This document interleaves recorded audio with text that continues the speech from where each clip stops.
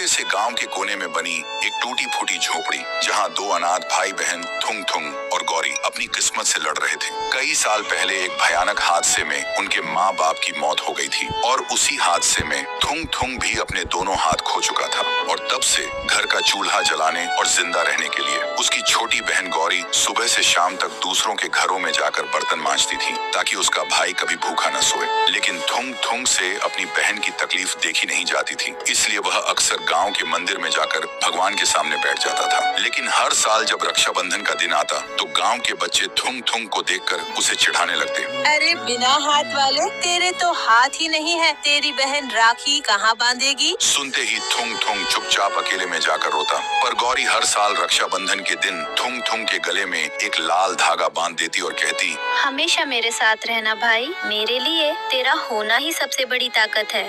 लेकिन एक साल रक्षाबंधन से एक रात पहले किस्मत ने ऐसी करवट ली कि सब बिखर गया। गौरी को तेज बुखार ने घेर लिया। वह बिस्तर पर बेहोश पड़ी थी और उसकी सांसें धीमी पड़ती जा रही थी। थुंग थुंग मदद के लिए चीख चीख कर गांव वालों के दरवाजे खटखटाने लगा, लेकिन किसी ने दरवाजा नहीं खोला और हार कर वह अपनी बहन के पास लौट आया। अपनी बहन को इस हालत में देखकर पहली बार उसे अपनी लाचारी पर इतना गुस्सा और दुख हुआ कि वह टूट गया। वह न तो अपनी बहन को गोद में उठा सकता था, न उसके माथे पर ठंडी पट्टी रख सकता था और न ही दवा लाने के लिए कुछ कर सकता था। अपनी लाचारी से टूटकर थुंग थुंग दौड़ता हुआ गांव के मंदिर में पहुंचा और घुटनों के बल बैठकर रोते हुए चीख कर बोला, मैंने आज तक तुझसे कुछ नहीं मांगा माँ, लेकिन आज पहली बार कुछ मांग रहा हूँ। मेरी मासूम बहन को बचा ले माँ, बदले में मेरी दोनों आंखें ले ले, मेरी जान ले ले, लेकिन मेरी बहन को कुछ मत होने देना माँ। तभी हवा तेज होने लगी, आसमान में बिजली कड़कने लगी और मंदिर की घंटी अपने आप बजने लगी। फिर सुबह जब गौरी की आंखें खुली तो वह बिल्कुल ठीक थी और वह उठकर थुंग थुंग को ढूंढने लगी, पर थुंग थुंग कहीं नहीं था।